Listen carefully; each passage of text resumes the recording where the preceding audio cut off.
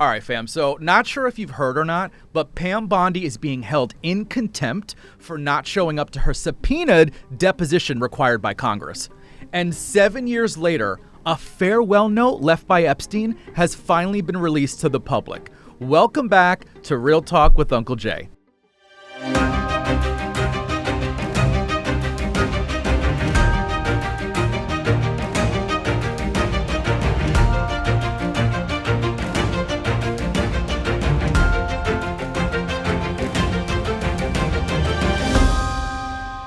All right, guys, so we're kicking off the show with Jay's Breakdown, where we cover what the world is whispering about or laughing about, possibly arguing about, but we have to start it off with Miss Scam Bondi and the latest in regards to her still current cover-up, still to this day, of the Epstein files, alongside her boss and daddy, Diaper Don. So before we get into any of that, though, if you aren't already, make sure you guys are subscribed to Uncle Jay's channel, and more importantly, make sure you have your notifications turned on so you're notified of new episodes when they're posted.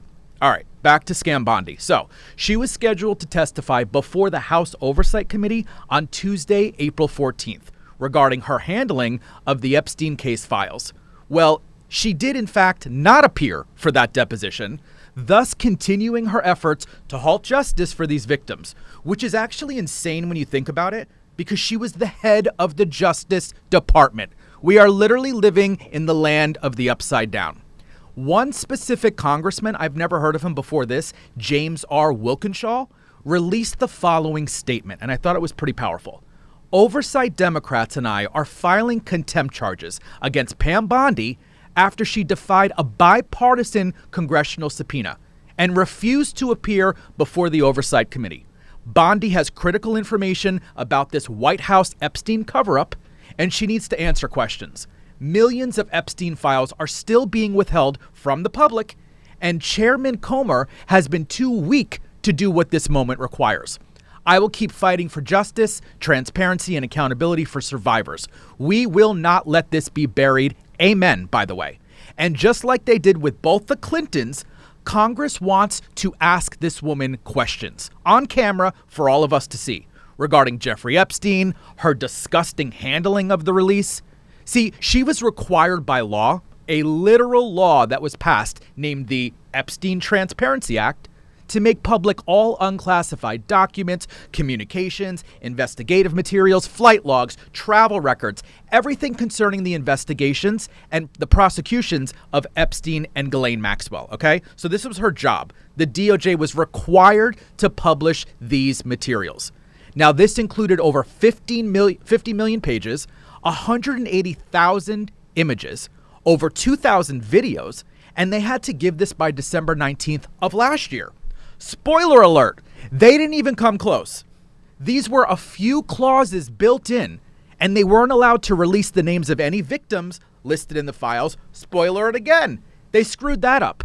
And Congress was not allowed to withhold or redact any names solely to avoid embarrassment or to protect the reputation of officials or public figures. So basically, they couldn't just hide names because they didn't want to embarrass them or because they're friends with these people. Nope, you have to release the names. Well, what did we receive? On January 30th, over a month past the deadline, we received files that did indeed release the names of many victims. They redacted almost every single perpetrator's name on almost every document and email. And they are still to this very day continuing to keep over 3 million documents private. Let's just pause there first. 3 million documents. Each document consists of about 10 pages. So that's almost 40 million pages that are still not given to us.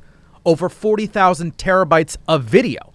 They just refuse to release all of this, regardless of the law.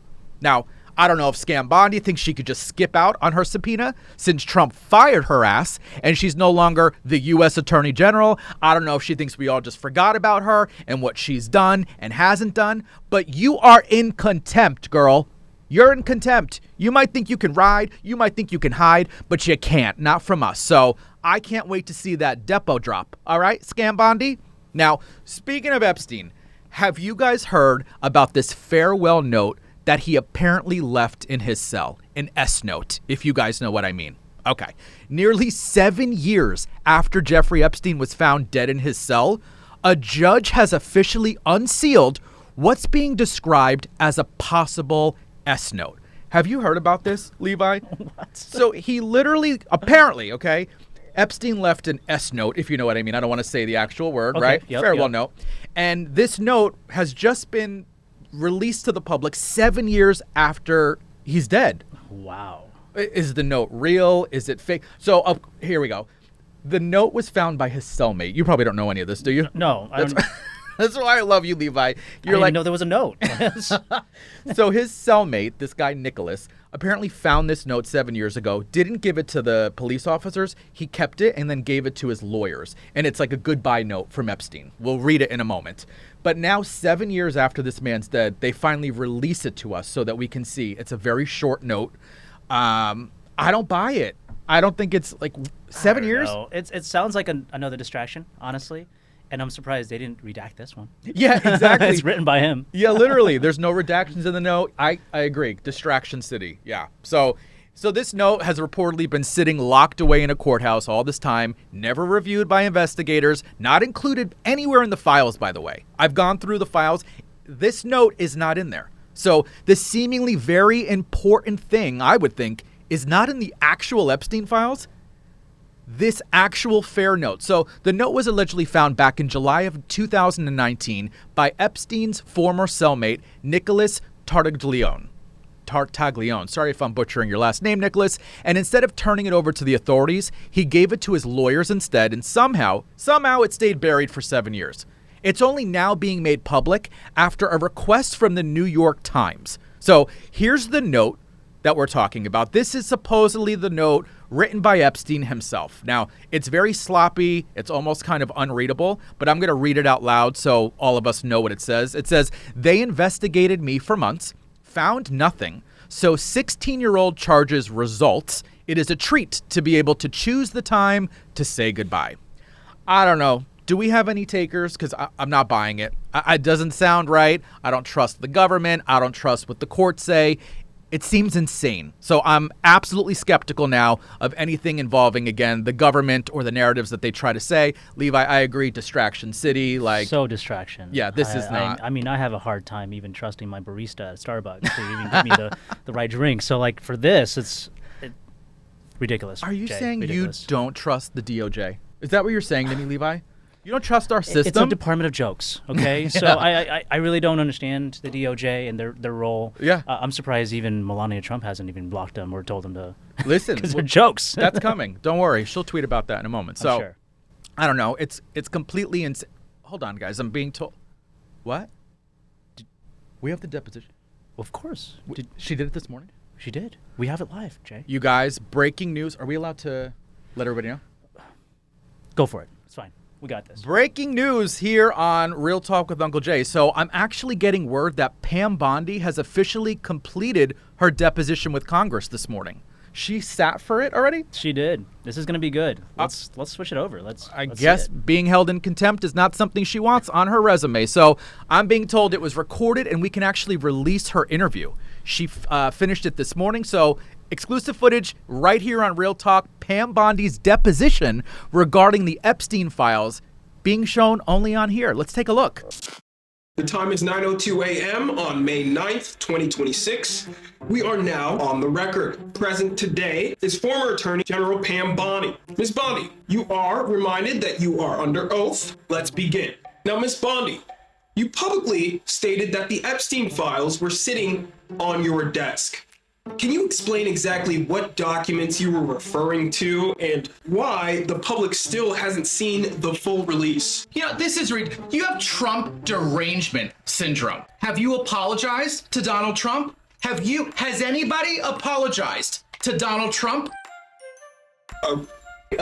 Did you inform Donald Trump that his name was listed in the files multiple times? I thought you had a law degree. That's privileged information. Privileged.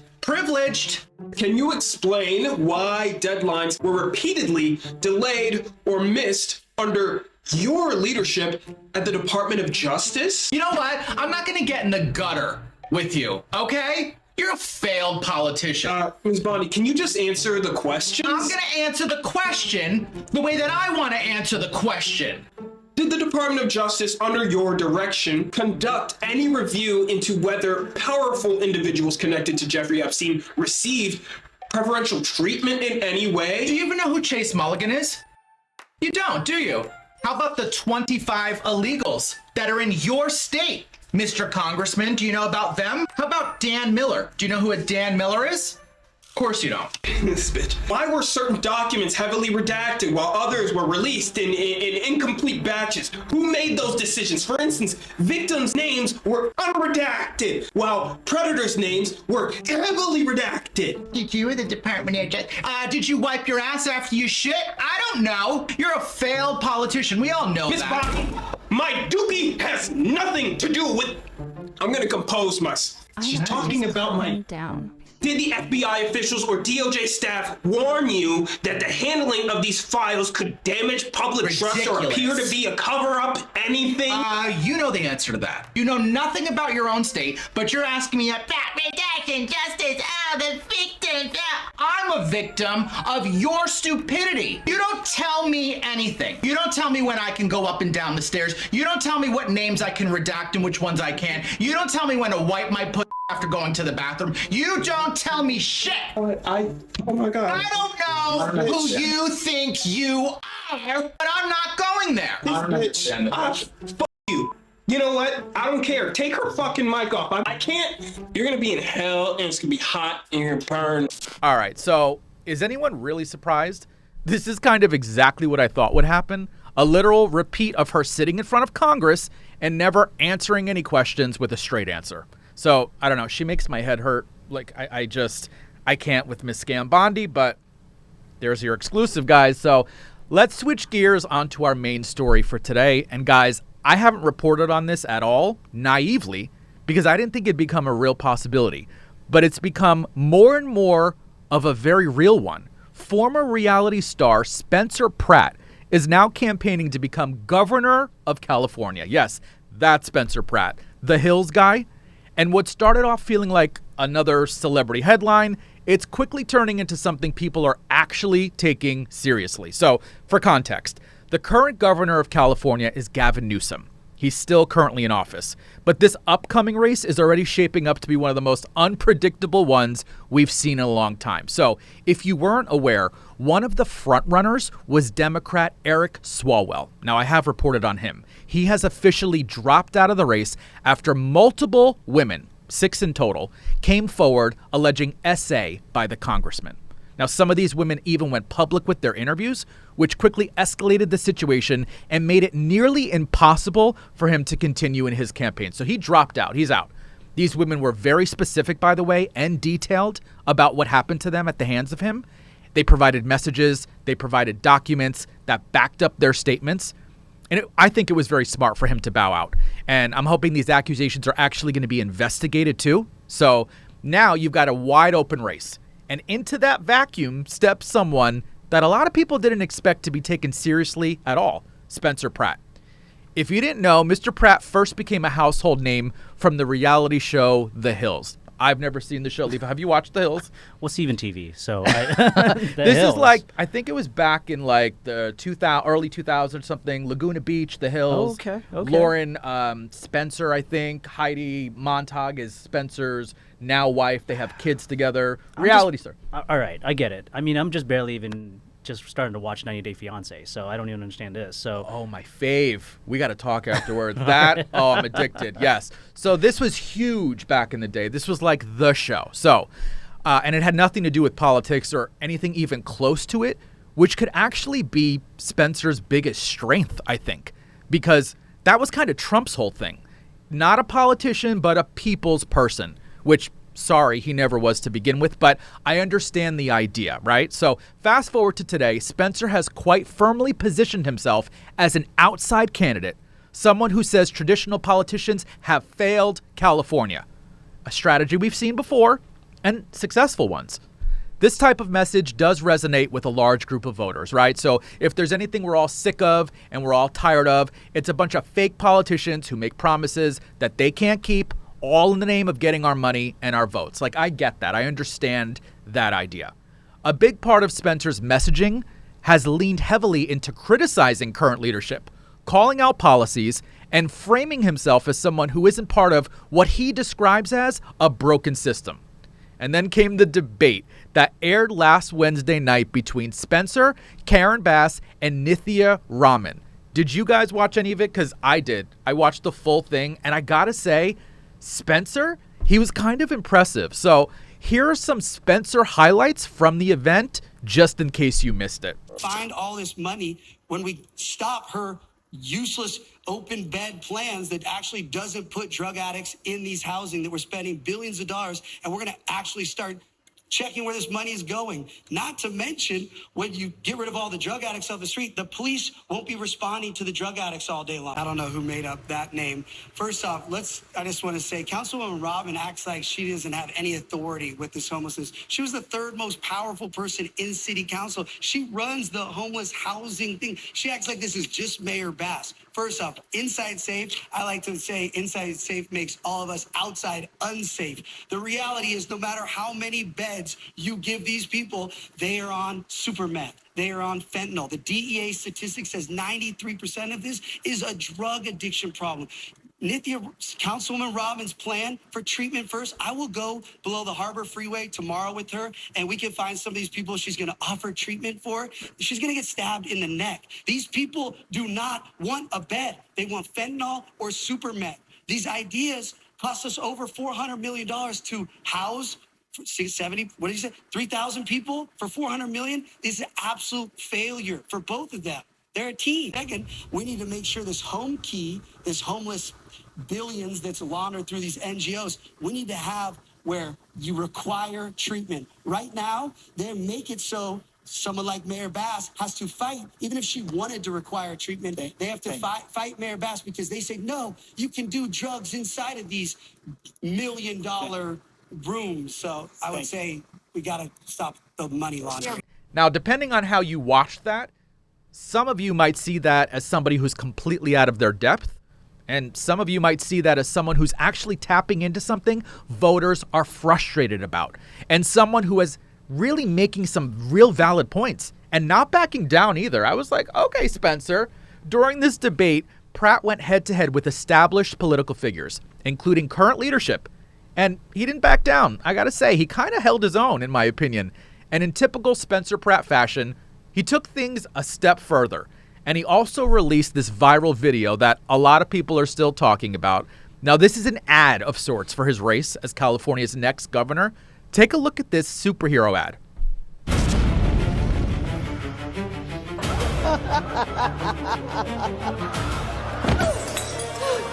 Please, I'm begging you. There's homeless drug addicts in front of the schools. My children aren't safe. Look, if you were a transgender migrant, I could get you a free pussy.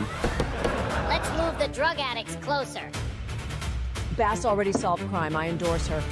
Next!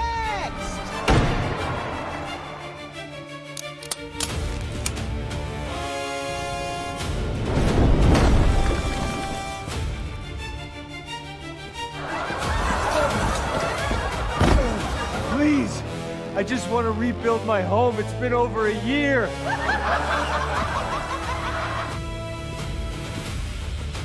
Mom, look!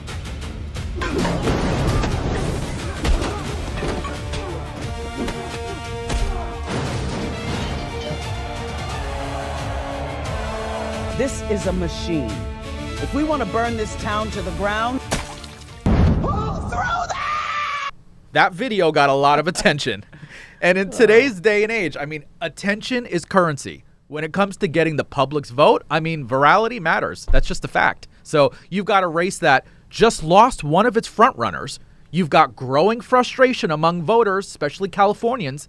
And you've got a reality TV star stepping into that space. He's using media, controversy, and viral moments to build momentum. So is he the favorite? I don't know. But if people think a former reality star can't get voted in to a position of power, I mean, Levi, we've seen this story before. It's happening right now. It's his second term. Second term. Second Literally. term, believe it or not. And this last term, I think it was like 70% of people voted for him. Oh my God. So we've seen this story before. It may not have ended the way we wanted to, but I don't know. I think Spencer has a real shot. Stranger things have happened, for sure. So I feel like politics is just another reality show. it is. I mean, for you to be a politician, you got to be in a reality show, Jay. Literally, yeah, you got to be viral, you got to be popular, and I guess being a reality star, I mean, the real world people are going to start becoming president. You're just one step away. Listen, I'm going to start campaigning next year, guys, so. All right, you guys, so now it's time for our Hall of Shame. This is where we nominate someone who has truly earned their spot, not by excellence, not by achievement, but by doing something so idiotic or incomprehensible that we literally have no choice but to put their name up on the wall. The bar's so low, you guys, but somehow they still managed to crawl right underneath it near hell itself. So if you missed last week's nominee, the first one ever, it was given to the current FBI director, Kash Patel. And this week's nomination, someone who fills a seat next to him so perfectly, goes to, drum roll please, Miss Pam Bondi. Woo! All right, Pammy. So well deserved. I hope this makes up for the fact that you were fired from your last position. You're now being forced to answer for all of your lies, all of your cover-up. You've basically hidden out. I have no idea where she is now, but you've made the Hall of Shame. We're very, very proud of you. All right, guys, and time for our last segment of the show, my favorite, Ask Uncle Jay, where you guys can ask me a question in the comment section underneath this episode, and I'll answer 5 of them on the next episode. So I'm ready for the first one, Levi. What do we got? Oh, my favorite segment. Some Mine interesting too. questions we got today. Oh. All right, so our first one is going to be from @SarahDemon. Okay. How did you get through to the other side of your addictions? Thanks for all you do. Looking forward to the show. Wow, Sarah, thank you for that question. Yes, for those of you who don't know, I was deep into addiction for about 10 years, which was crazy because I didn't even drink a beer until I was probably 21 years old. I was very, very straight-laced, very good student, didn't want to go near anything, and then I actually got into a car accident, and I was given pain meds. And that sort of started my journey into opiates, and it just kind of got deeper from there. And I wound up getting addicted to heroin in my late 20s. And I wound up overdosing and almost losing my life. And I can happily say I've been sober now for, I think it's almost going on 8 years now. But I'd say for me, and I didn't go through professional treatment. I did it on my own, which I don't recommend for everybody. Sometimes you do need to actually go get professional help. You need to go somewhere. But for me, it was a lot of prayer. It was a lot of thinking about my mom. It was a lot of, I've been given a second chance. And so I literally listened to my mother's advice. She used to say, forget one day at a time. Sometimes you have to take one moment at a time. And I literally did that one moment at a time. And I just focused on now. I didn't think too far ahead. And yeah, I can say that I'm in a great spot now. And so thank you for that question, because it's definitely not easy. And I empathize with anybody that is going through an addiction. They say we're always going to be addicts, but focus on today, and if today's too much, focus on right now. Just get through right now. Thank you for that question. Wow, Jay. I didn't know. Not Yeah, I don't think I've ever told you that. Yeah. That's incredible. I'm glad you pulled through on that. Thank you. Yeah. Now you can help me with my addiction to cookies. So listen, we'll start that right after this episode. All right. All right. The next one is from @StacyBroider-M5Q. Okay. Awesome. Love this. So happy for you and super excited for this new show. I cannot get enough of you. My question would be, what are your thoughts about the supernatural? Ooh. Oh, Stacy. Do you believe in UFOs, ghosts, cryptids? I don't even know what that is, Jay. Okay. And did you see those UFO documents that have been released lately? Anyways. Yes, I have. I've been all in there. Stacy, I love that question. I absolutely believe in the supernatural. I think we would be naive to think that we're the only ones in the universe that exist. And actually, it's crazy. I went down the, oh my gosh, who's the guy at Area 51? Bob Lazar. If you go down the Bob Lazar rabbit hole, you will forever believe that aliens are real. Yes, I not only believe that aliens exist, I think that they are here on the earth and we don't know some of them that are like right in front of us. Absolutely. Do you Levi, believe in UFOs, supernatural? You know what? When I saw the movie Paul, I thought that's who you were talking about at Area 51. What is that? You don't remember seeing Paul in the movie? No. He's like the alien, and it's got it's a comedy with I don't even know. No. Anyways, but I need to check this out. It's a funny movie. Really? It's a funny movie. Wait, Paul is what the name is? Is it? I think it's called Paul. I got to check it I'm out. gonna have to look this up. But they have to exist. There's no They way have that to. they're not. And the government even came out recently, and said that they're real. They have to absolutely be. are real. I mean, look who's president. There's no way you can be that orange. Exactly. Cheeto Man's an alien. Yes. I absolutely believe in UFOs, supernatural, 1,000%. Wow, crazy. Anyways, all right. So the next one is from @SamR2494. Can you tell us your funniest memory of your mom, please? With your mom, please. Something that makes you laugh so much. Thank you for everything reporting on Epstein, etc. XX. Thank you for that question. I love these questions about my mom. First of all, she was the funniest person I've ever met in my entire life, and I'm not just saying that. My most fondest, I'll say this, memories of her is she used to blast like 90s music, Mariah Carey, Celine Dion, and she'd hand me a hairbrush and she'd take one and we would like stand on chairs and sing like album front to back, like blasting the music. Like that happened like every Saturday and Sunday, and that was probably like the memories that I cherish the most are just her and music. She was a big Rolling Stones fan. She loved Barbra Streisand. I mean, some really good music. But anyway, music was always like loud in my house. She had a and good it was always, taste. she did. I know. She loved old rock and roll. She had like a variety of taste, which I have the same. I mean, I love heavy metal or I love classical music. I love if you check like my Spotify, you're like, what is happening here? It's like, Barbra Streisand and then Guar. This is interesting. Yeah, but she, those are like my fondest memories of her and music. Amazing. For sure. I had a similar, history with my mom. Really? She loved music, and I became a musician because of her. Yeah. But she got me into oldies. Oh, 60s oldies music. It's the best.